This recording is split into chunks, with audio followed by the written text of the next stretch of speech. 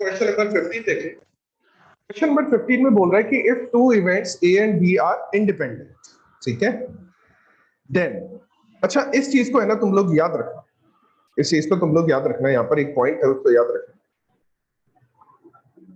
अगर इवेंट्स है ना, ये याद रखना तुम, इंपॉर्टेंट पॉइंट्स है, इंपॉर्टेंट पॉइंट है।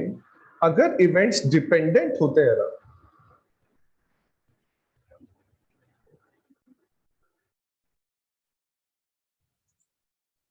अगर इवेंट्स डिपेंडेंट होते हैं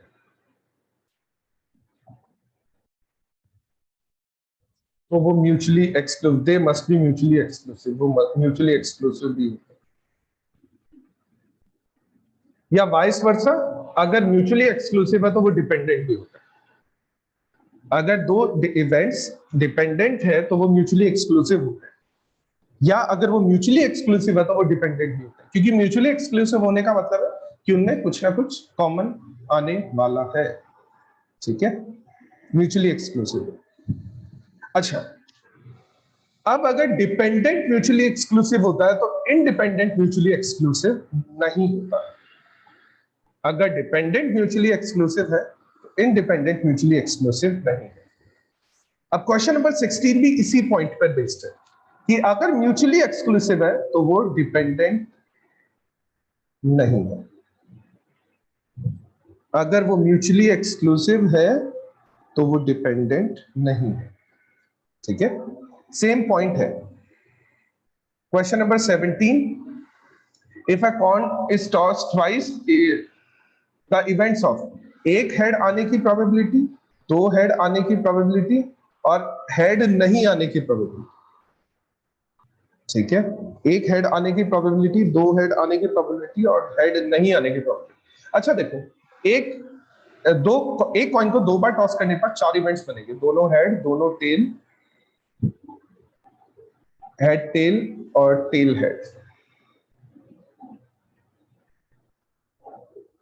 अब इसके अकॉर्डिंग एक हेड आने की प्रोबेबिलिटी, तो देखो एक हेड आने की प्रोबेबिलिटी, यहां पर भी एक हेड है, यहां पर भी एक हेड, तो एक हेड आने की प्रोबेबिलिटी हो गई 2/4। दोनों हेड आने की प्रोबेबिलिटी, तो यहीं पर दोनों हेड है तो वो हो गई 1/4। और हेड नहीं आने की प्रोबेबिलिटी मतलब दोनों टेल आने की प्रोबेबिलिटी हो गई 1/4। इंडिपेंडेंट है नहीं है, इंडिपेंडेंट तो नहीं है, क्योंकि है ना, अगर फर्स्ट कॉइन पर हेड आता है तो सेकंड कॉइन पर टेल आ रहा है, तो यहां पर ये आप डिपेंडेंट बता रहे हैं इस जगह, ठीक है। अच्छा, ये नॉट इक्वली लाइकली, क्योंकि तीनों का आंसर सेम नहीं आ रहा, तीनों इवेंट्स का आंसर सेम नहीं आ रहा, ये not equally likely, equally likely भी नहीं। इसका आंसर आ रहा है 1/2, इसका आंसर आ रहा है 1/4, इसका आंसर आ रहा है 1/4। और इक्वली लाइकली होने का मतलब तीनों सेम होना चाहिए, ठीक है। Question number 18, the probability of event can assume, 0 से 1 के बीच में कुछ भी प्रोबेबिलिटी हो सकती है, ठीक है, प्रोबेबिलिटी कभी नेगेटिव नहीं होती, कभी 1 से ऊपर नहीं। अच्छा, क्वेश्चन नंबर 19, अगर ए होने की प्रोबेबिलिटी 0 है ना, तो इसका मतलब है ये कभी भी अकर नहीं होने वाला, इम्पॉसिबल इवेंट है। अगर ए के अकर होने की प्रोबेबिलिटी 0 है तो वो इम्पॉसिबल इवेंट है। अगर ए के होने की प्रोबेबिलिटी 1 है, अगर ए के होने की प्रोबेबिलिटी 1 है तो वो श्योर इवेंट, ये हमने स्टार्टिंग में ही पढ़ा था, ठीक है। अच्छा, क्वेश्चन बोल रहा है, अच्छा ये समझना, क्वेश्चन नंबर 21 समझना, क्वेश्चन नंबर 21 पहले समझना पड़ेगा। ऑड्स एक टर्म यूज की जाती है प्रोबेबिलिटी में। ऑड्स दो तरह के होते हैं, प्रोबेबिलिटी में एक टर्म यूज की जाती है ऑड्स। ऑड्स दो तरह के होते हैं। ऑड्स क्या होता है? ऑड्स में जो प्रोबेबिलिटीज वगैरह के जो अकरेंस नॉन अकरेंस के इवेंट है ना, वो रेशियो में प्रेजेंट हुए। तो अगर दो तरह के ऑड्स होते हैं, ऑड्स इन फेवर और ऑड्स इन अगेंस्ट। फेवर में जो रेशो होता है ना, वो होता है फेवरेबल इवेंट्स और अनफेवरेबल इवेंट्स के बीच में। और अगेंस्ट में जो रेशो होता है वो होता है unfavourable events and favourable events के बीच में, ठीक है। अब देखो क्वेश्चन में दिया हुआ है P एंड Q रेशियो दिया हुआ है, are in the odds in favour, odds जो है फेवर में दिया है, तो फेवरेबल यहां पर P हो गया और अनफेवरेबल Q हो गया, क्योंकि अगर फेवर में है ना तो फेवर में पहला पॉइंट फेवरेबल होता है, दूसरा पॉइंट अनफेवरेबल होता है। अब प्रोबेबिलिटी कैलकुलेट करनी है तो प्रोबेबिलिटी का फॉर्मूला होता है फेवरेबल अपॉन टोटल, तो फेवरेबल यहां पर P है और टोटल P प्लस Q है, क्योंकि अनफेवरेबल और फेवरेबल ऐड कर देते हैं ना तो टोटल इवेंट बन जाता है। ये भी अपन ने फर्स्ट वाली क्लास में पढ़ा था कि फेवरेबल और अनफेवरेबल इवेंट्स क्या क्या होते हैं। तो यहां पर ऑड्स फेवर में दिया हुआ है, ध्यान से समझना, यहां पर ऑड्स फेवर में दिया हुआ है, तो फेवर में पहला वाला फेवरेबल होता है, तो फेवरेबल है P और दोनों को ऐड कर देंगे तो टोटल हो जाएगा। तो फॉर्मूला होता है फेवरेबल अपॉन टोटल प्रोबेबिलिटी का, तो फेवरेबल है P और दोनों को ऐड कर दिया तो P प्लस Q, तो 21 का आंसर हो गया बी। क्वेश्चन नंबर 22, ऑड्स दिए हुए अगेंस्ट में, ऑड्स दिए हुए अगेंस्ट में, देखो ए होने की प्रोबेबिलिटी गिवन है हमें 5 है, तो 5 क्या है फेवरेबल और 9 क्या है टोटल। अगर 9 टोटल है तो अनफेवरेबल कितना हो गया, अनफेवरेबल हो गया 4, क्योंकि 5 फेवरेबल है 9 टोटल है तो बाकी बचे गए अनफेवरेबल हो गए। अब इसको हमें ऑड्स में लिखना है, और ऑड्स किसमें, अगेंस्ट की फॉर्म, अगेंस्ट की फॉर्म में अगर ऑड्स लिखते हैं ना तो पहले अनफेवरेबल आते हैं, तो अनफेवरेबल कितने हैं 4 और फेवरेबल कितने हैं 5, आंसर है 4:5, आंसर है 4:5, ठीक है। अच्छा, question number 23, if A B C are mutually exclusive and exhaustive, दोनों है, म्यूचुअली एक्सक्लूसिव भी है और एग्जॉस्टिव भी है। क्वेश्चन नंबर 23, तो तुमने ये पढ़ा है एग्जॉस्टिव होने पर है ना इनका जो यूनियन होता है या प्लस करने पर आंसर 1 आता है, म्यूचुअली एक्सक्लूसिव और एग्जॉस्टिव से देखते ही समझ जाओगे कि 3 इवेंट्स का अगर प्रोबेबिलिटी का टोटल करेंगे तो आंसर 1 आएगा। Question number 24, if A denotes that a student read in school and B denotes he play cricket, student school में पढ़ाई भी करता है और वो क्रिकेट भी खेलता है, ठीक है।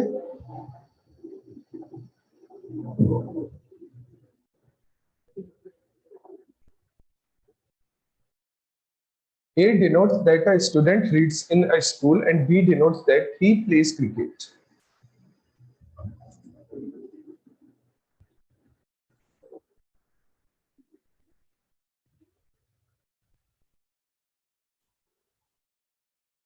देखो ये तो नहीं होने वाला कि इंटरसेक्शन बन हो जाए, क्योंकि पॉसिबल नहीं है इंटरसेक्शन के बारे में।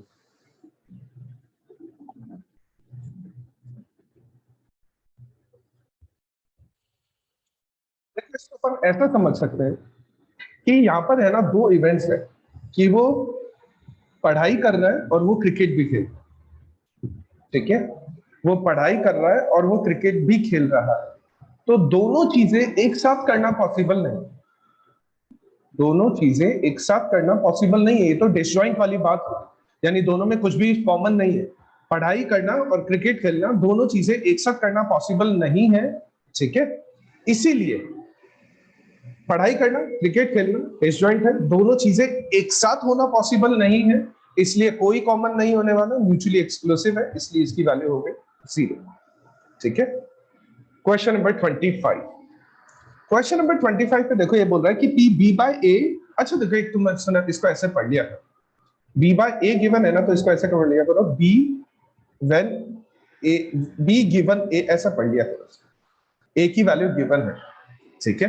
अब क्वेश्चन को पढ़ो, P B given A is defined only when, यानी A की वैल्यू गिवन है, तो A की वैल्यू अगर गिवन है ना तो A इवेंट अकर हुआ है, A की वैल्यू गिवन है तो A इवेंट अकर हुआ है, तो इसका मतलब यह है कि A एक इम्पॉसिबल इवेंट नहीं हो सकता, A इवेंट अकर हुआ है तो इसका मतलब यह है कि A एक इम्पॉसिबल इवेंट नहीं हो सकता, ठीक है। अगर A अकर हुआ है तो A एक इम्पॉसिबल इवेंट नहीं हो सकता। क्योंकि b की वैल्यू कैलकुलेट करनी है जब a गिवन है, तो इसका मतलब ये होता है b की वैल्यू कैलकुलेट करनी है जब a गिवन है, ठीक है। तो a एक इम्पॉसिबल इवेंट नहीं हो सकता। सेम क्वेश्चन नंबर 26 भी ऐसा ही, p a given b dash, p a given b dash. अच्छा, यानी b डैश गिवन है, b डैश गिवन है, यानी नॉन अक्रेंस की प्रोबेबिलिटी गिवन है। किसकी? b की। b की नॉन अक्रेंस के चांसेस है, तो इसका मतलब है कि b एक श्योर इवेंट नहीं है।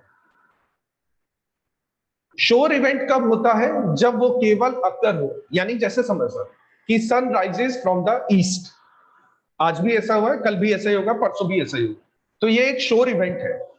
तो श्योर इवेंट की प्रोबेबिलिटी 1 होती है, लेकिन अगर उसमें नॉन अक्रेंस है, बी डैश का मतलब नॉन अक्रेंस है, तो इसका मतलब वो श्योर नहीं है कि वो बी अकर भी हो सकता है और बी अकर नहीं भी, ठीक है। जैसे कि मान लो बी है टेल आने के चांसेस, तो क्या टेल आना श्योर है? एक कॉइन को टॉस करते हैं तो टेल आना श्योर है? नहीं है।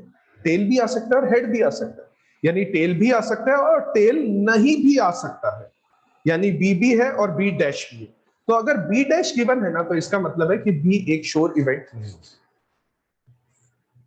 बी एक श्योर इवेंट नहीं है, इसका मतलब ये हो जाए, ठीक है। Next point, question number 27, A union B. तो ये तो अपन ने कई बार पढ़ा है इस चीज को, ठीक है, कि अगर कोई कॉमन नहीं है तो वो म्यूचुअली एक्सक्लूसिव है, ठीक है। एग्जॉस्टिव क्यों नहीं बोला? क्योंकि उनकी वैल्यू 1 होनी चाहिए थी, तो जरूरी नहीं है a प्लस बी को सॉल्व करने पर बना, इक्वली लाइकली होना जरूरी नहीं है, तो म्यूचुअली एक्सक्लूसिव है। Question number 27, question number 28, addition theorem, addition theorem union की है ना। क्वेश्चन नंबर 28 हमने पढ़ी है एडिशन थ्योरम, ये वाली addition theorem, union is equal to a plus B minus intersection, ये एडिशन थ्योरम होता है, ठीक है। Question number 29, a plus B की वैल्यू इंटरसेक्शन से ज्यादा भी हो सकती है और इक्वल भी हो सकती है। a प्लस बी की वैल्यू इंटरसेक्शन से ज्यादा भी हो सकती है, इंटरसेक्शन के इक्वल हो सकती है। a प्लस बी की वैल्यू कभी भी लेस नहीं होगी, क्योंकि हम देखो a plus B minus intersection का फॉर्मूला लगाते हैं, ठीक है।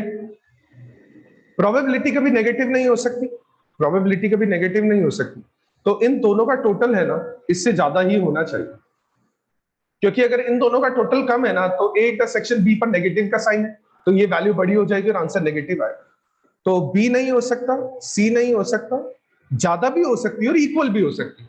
तो ए में तो सिर्फ लिख रखा है कि ग्रेटर है, लेकिन जरूरी नहीं है ग्रेटर, दोनों इक्वल भी हो सकते हैं, और अगर दोनों इक्वल है ना, तो ए यूनियन बी की वैल्यू 0 हो जाएगी वहां पर, ठीक है। तो कंफ्यूजन मत रखना इसका। Question number 30, if two events A and B, देखो a माइनस बी का मतलब है ओनली a अकर हुआ है, ओनली a अकर हुआ है।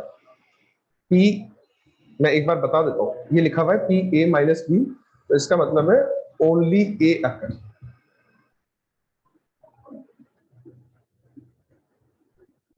ठीक है। तो देखो ये a है, ये b है, ठीक है।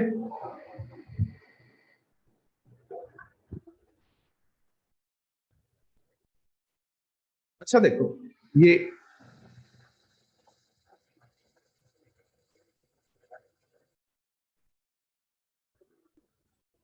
अच्छा इसमें वेट करना एक मिनट। क्वेश्चन नंबर 30 देखो, देखो क्वेश्चन नंबर 30 में if any two events A and B अपने को गिवन है, और यहाँ पे बोल रहा है कि अपने को पी ए माइनस बी की वैल्यू कैलकुलेट करनी। तो पी स्टार्टिंग के 3 क्वेश्चन में तो ए माइनस बी और लास्ट वाले क्वेश्चन में बी माइनस ए। तो पहले मैं ए माइनस बी की वैल्यू कैलकुलेट करने के बारे में तुम्हें बता दूं।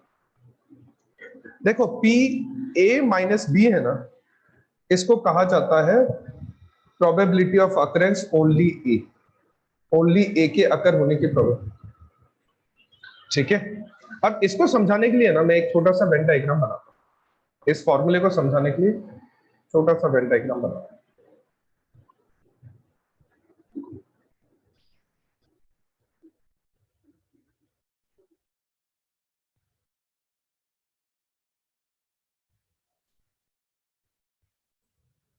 ठीक है, ऐसे मान लो हमारे पास में दो सर्कल है, एक सर्कल रिप्रेजेंट करता है ए को, एक सर्कल रिप्रेजेंट करता है। हमें ओनली ए निकालना है। देखो समझना, इस डायग्राम में 4 एरिया है और हमने ये सेट थ्योरी में पढ़ा था। ये वाला एरिया रिप्रेजेंट करता है ओनली ए को, ये वाला एरिया रिप्रेजेंट करता है ओनली बी को, ये जो बीच वाला एरिया रिप्रेजेंट करता है ये करता है ए एंड बी बोथ को, और ये बाहर वाला एरिया है ना ये रिप्रेजेंट करता है नाइदर ए नॉर बी। इस तरह से रिप्रेजेंटेशन। तो अगर हमें ओनली ए कैलकुलेट करना है तो इस पूरे सर्कल की वैल्यू है पी ए। इसमें से अगर हम ये इंटरसेक्शन वाला हिस्सा हटा देंगे, ये इंटरसेक्शन वाला हिस्सा अगर हम हटा देंगे, यानी अगर हम इंटरसेक्शन वाले एरिया को माइनस कर दें तो रिजल्ट आएगा पी ओनली ए। तो आंसर हो गया इसके हिसाब से ये बी आंसर हो गया इसका। ठीक है, आराम से देख लो इसको एक बार तसल्ली से। तो जब भी तुम्हें ऐसा लगे कि कोई प्रॉब्लम आ रही है तुम्हें क्वेश्चन को समझने में, तो एक बार उसको पॉज करके दोबारा से देख लेना उस क्वेश्चन को। ठीक है, next question, question number 31। Question number 31 ये बोल रहा है कि the limitation of classical definition of probability. ठीक है, तो देखो इसमें क्लासिकल डेफिनेशन ऑफ प्रोबेबिलिटी की प्रॉब्लम्स के बारे में पूछ रहा है। तो पहला पॉइंट दिया हुआ है, if it is applicable when total number of elements. अब बिल्कुल इतने ही इवेंट होने चाहिए या इतने ही टोटल इवेंट्स होने चाहिए जो हम कैलकुलेट कर सकें। इन्फिनिटी के लिए प्रोबेबिलिटी, नॉर्मल प्रोबेबिलिटी कैलकुलेट नहीं है। इनफाइनाइट इवेंट्स होते हैं ना, तो हम उनके लिए प्रोबेबिलिटी डिस्ट्रीब्यूशन में पढ़ेंगे। ठीक है, इनफाइनाइट यानी नंबर ऑफ इवेंट्स ज्यादा होते हैं ना, इन्फिनिटी तक होते हैं, तो हम उनको कैलकुलेट कर सकते हैं, लेकिन हम वो पढ़ेंगे प्रोबेबिलिटी डिस्ट्रीब्यूशन। प्रोबेबिलिटी के अंडर में नहीं आता, वो सिंपल प्रोबेबिलिटी के अंडर में नहीं आता। तो ये करेक्ट है। It is applicable if the elementary event, और ये जरूरी नहीं है, इवेंट्स इक्वली लाइकली होना जरूरी नहीं है। ठीक है, ये कोई लिमिटेशन नहीं है। सी पॉइंट बोल रहा है it is applicable if the element are mutually independent. Mutually independent होने चाहिए।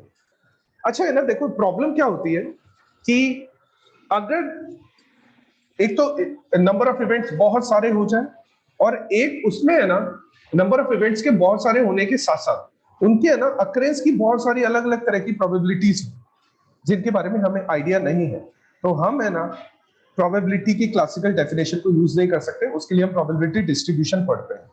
तो ये दोनों पॉइंट्स इसके अंडर में आ रहे हैं, तो आंसर हो जाएगा ए एंड बी। 31 का। 32 का, according to statistical definition of probability, the probability of event A is, एक एक पढ़ते हैं ऑप्शंस को। Limiting value of ratio the number of times event A occur is the number of ratio. बिल्कुल ये answer हो गया कि ए कितनी बार आया है फेवरेबल, और हमने टोटल कितने एक्सपेरिमेंट किए हैं, तो फेवरेबल और टोटल के बीच में रेशियो, यानी रेशियो का मतलब फेवरेबल अपॉन टोटल। तो 32 का answer A. 33, the theorem of compound probability.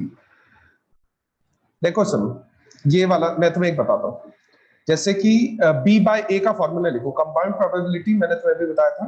मान लो मैं फॉर्मूला लिखना चाहता हूं बी बाय ए का, तो बी बाय ए का फॉर्मूला होता है ए इंटरसेक्शन बी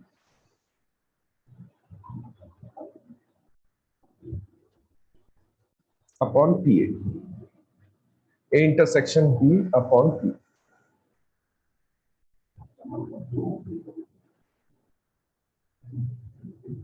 अब इन दोनों को क्रॉस मल्टीप्लाई कर दो, इन दोनों को क्रॉस मल्टीप्लाई कर दो, तो ए इंटरसेक्शन बी का ये वाला फॉर्मूला, तो 33 का ए आंसर हो गया।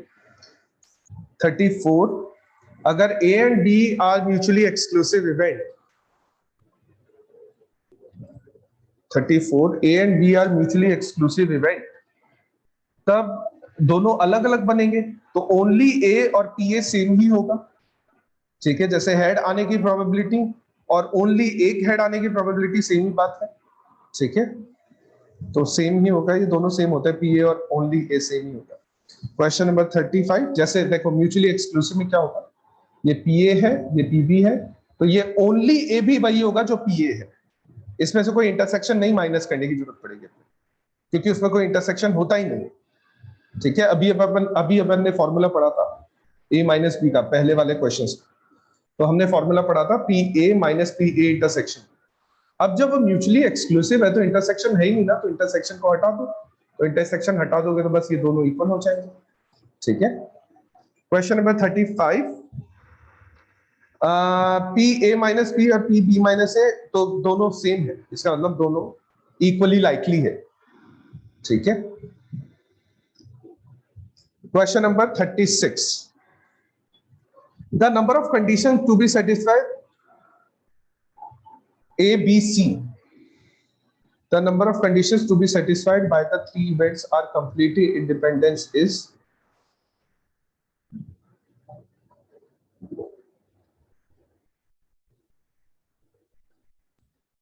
इंडिपेंडेंट होना चाहिए।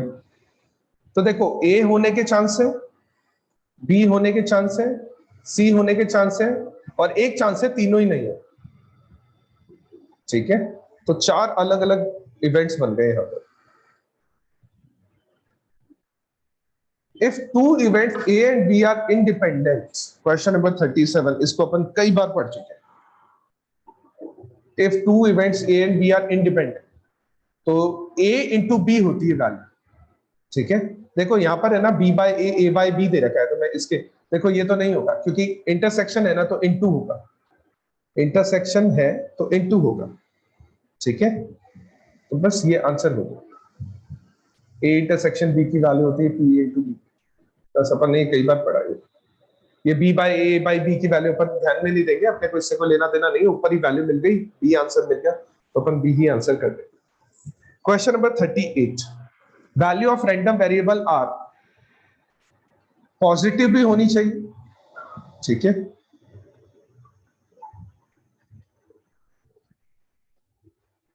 वैसे तो रियल नंबर पॉजिटिव ही होते हैं, तो रियल नंबर आंसर हो गया इसका। ठीक है, रियल नंबर पॉजिटिव ही होते हैं, तो रियल नंबर आंसर हो गया इसका। क्वेश्चन नंबर 39, रियल नंबर से मतलब यह है कि पॉइंट्स में नहीं होना चाहिए, कोई भी इवेंट पॉइंट में नहीं होना चाहिए, प्रोबेबिलिटी तो पॉइंट पे चलेगी, इवेंट पॉइंट में नहीं होना चाहिए। ठीक है, क्वेश्चन नंबर 39, तो क्वेश्चन नंबर 39 ये बोल रहा है expected value of a random variable, expected value of a random variable.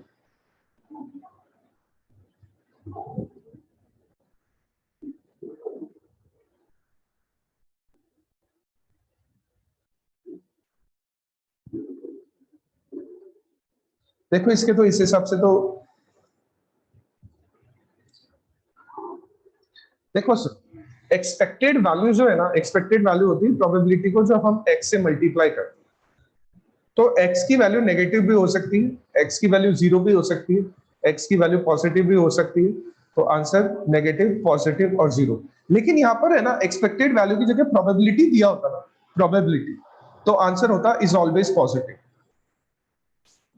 ठीक है, लेकिन ये एक्सपेक्टेड वैल्यू बोल रहा है ना, तो एक्सपेक्टेड वैल्यू में हम क्या करते हैं, प्रोबेबिलिटी को x से मल्टीप्लाई करते हैं, तो प्रोबेबिलिटी तो हमेशा पॉजिटिव होने वाला है, लेकिन x पॉजिटिव भी हो सकता है, नेगेटिव भी हो सकता है, 0 भी हो सकता है, इसीलिए है ना एक्सपेक्टेड वैल्यू में पॉजिटिव, नेगेटिव, 0 हो सकता है।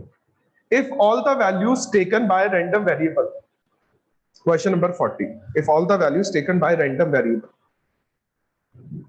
आर इक्वल, अगर वैल्यूज इक्वल है तो स्टैंडर्ड डेविएशन होगा ही नहीं, अगर वैल्यूज इक्वल है तो कोई डिफरेंस नहीं होगा, और इस डिफरेंस नहीं होगा तो स्टैंडर्ड डेविएशन होती है।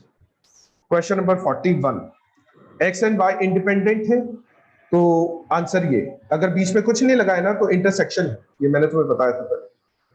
ठीक है, question number 42, if a random variable x assume x1 x2 x3 p1 p2 p3, तो उनकी एक्सपेक्टेड वैल्यू मैंने तुम्हें अभी बताया था, x को p से मल्टीप्लाई कर दो तो एक्सपेक्टेड वैल्यू आ जाती है, तो ये आंसर हो गया। चार चार वैल्यूज है ना, तो 42 का B answer. x1 x2 x3 x4 p1 p2 p3 p4 x1 p1 x2 देखो ना ना ना b नहीं है, देखो समझ लो x1 के साथ में p1 आएगा, x2 के साथ में p2 आएगा। यहाँ पर देखो, यहाँ पर x1 के साथ में p1 तो है लेकिन x2 के साथ में p3 है, गलत है, ये वाला होगा, सी आंसर होगा। p1 x1 p2 x2 p3 x3 p4 x4 same होना चाहिए दोनों। x की और यानी x की value probability same value same variable के लिए होनी चाहिए। Question number 43, fx the probability of mass function of a random variable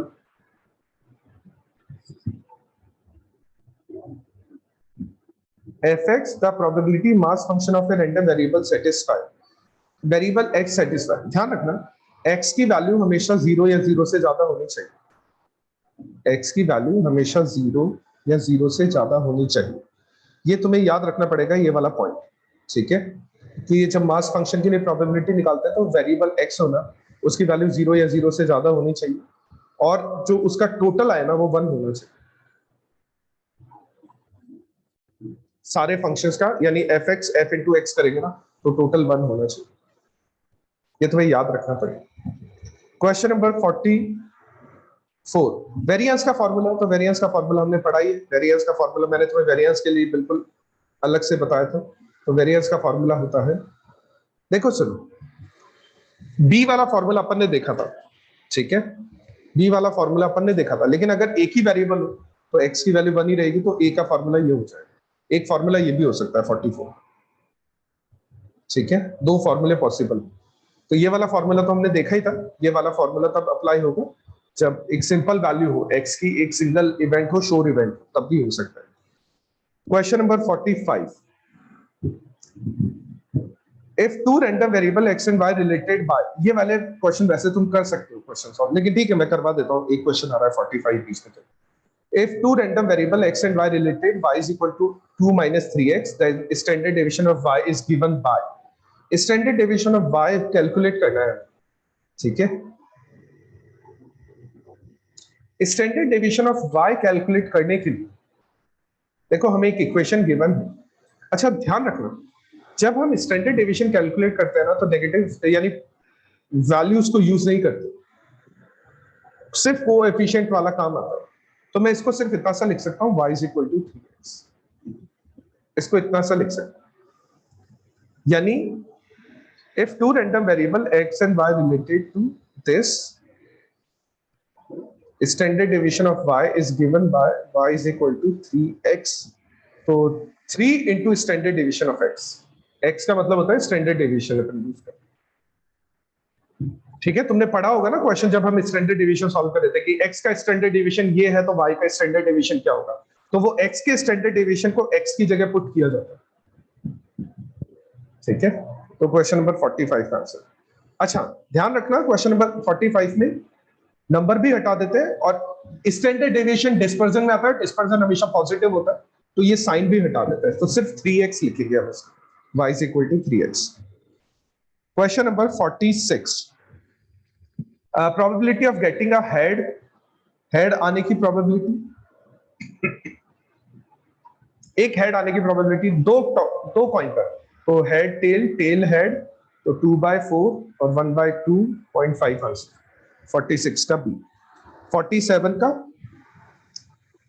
coin को दो बार टॉस किया, एटलीस्ट एक बार टेल आया है, देखो यहां पर भी आया है, यहां पर भी आया है और यहां पर भी टेल आया है, एक बार तो दो बार हो सकता है, अगर वो बोल रहा है एटलीस्ट एक बार टेल आया तो दो बार भी हो सकता है, तो फेवरेबल हो गए 3, टोटल हो गए 4.75 answer. Question number 47। Question number 48,